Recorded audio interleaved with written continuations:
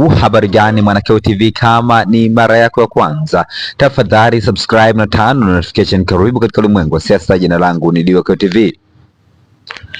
Godbless EJ Lema ni moja ya wanasiasa mashuhuri kutoka nchini Tanzania kutoka katika chama cha Chadema.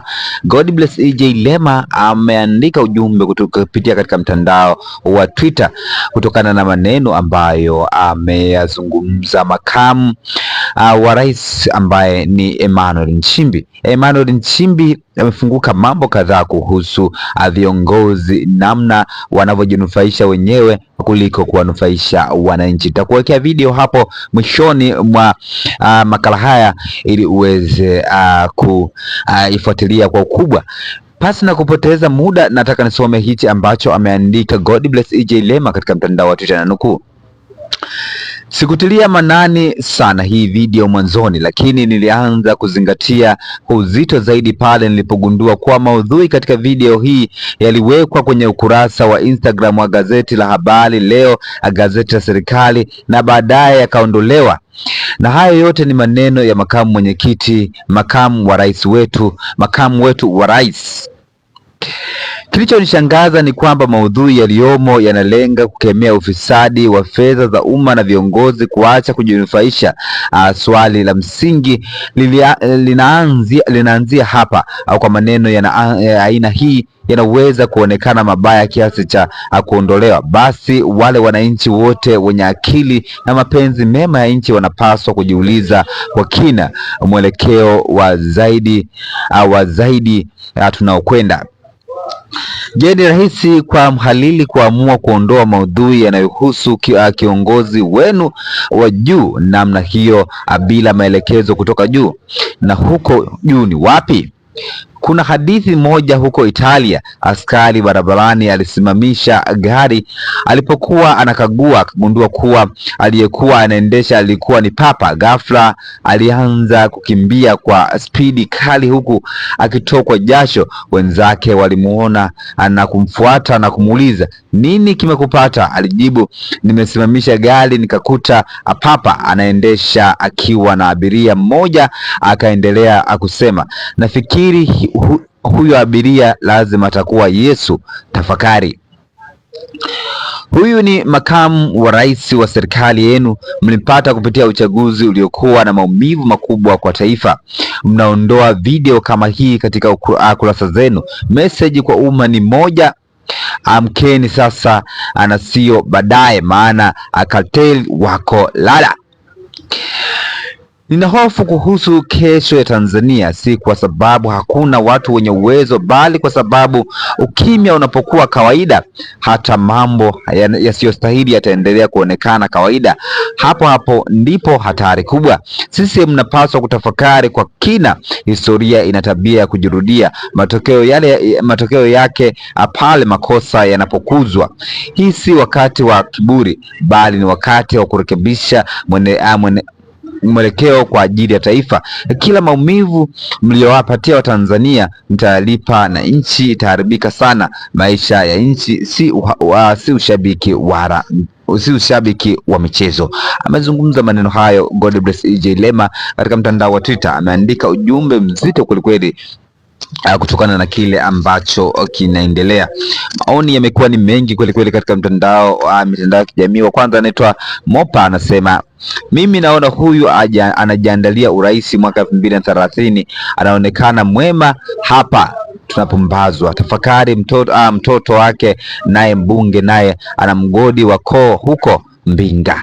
Lakini Eric Wiz anasema, mimi na wasihi vijana wenzangu, muda mwingine unaamka hata usiku wa saa 8. Tuliombea taifa, tuna safari ndefu dhidi ya vizazi vyetu vya baadaye. Lakini Isaki anasema, well said kaka. Lakini kaka 12 anasema, ila hapa wataona kama utani, but one day they will suffer. Lakini Jangara anasema habari njema, Habari Leo waliweka wakaondoa.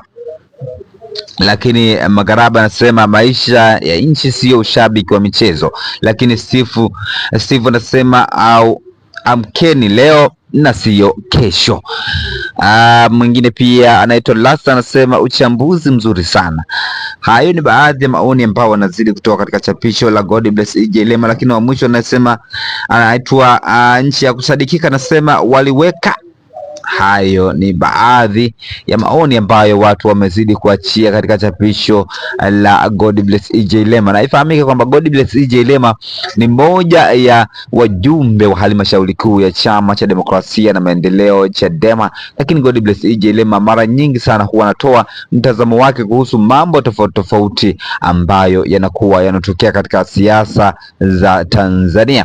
God Bless EJ Lema anashangazwa na namna ambapo hotuba ya jana ya Dr. Emmanuel Nchimbi ambaye ni makamu wa rais wa Jamhuri ya Muungano wa Tanzania alipokuwa anazungumza na wanafunzi wa chuo kikuu cha Dodoma pale, yani UDOM, ambapo alieleza falsafa za muasisi wa taifa la Tanzania si mwingine ni Mwalimu Julius Kambarage Nyerere, namna alivyowajali sana wananchi wake kuliko kujali maslahi yake binafsi. Na makamu mwenyekiti wa Jamhuri ya Muungano wa Tanzania Emmanuel Nchimbi alisisitiza kwamba viongozi wa umma ni lazima wahakikishe kwamba wanazingatia maslahi ya wananchi kuliko maslahi yao binafsi, na akaenda mbali zaidi akasema mtu hawezi kuchaguliwa kwa sababu ni dini fulani au kwa sababu ni kabila fulani. Kitu ambacho kinapaswa kuzingatiwa ni namna anavyowatendea wananchi, namna alivyokuwa na maslahi mapana au kwa ajili ya wananchi. Una maoni gani kwa hichi ambacho ameandika God Bless EJ Lema? Ningependa nione maoni yako katika sehemu ya comment section, kwa sababu God Bless EJ Lema anasema anashangazwa kutokana na magazeti mbalimbali ya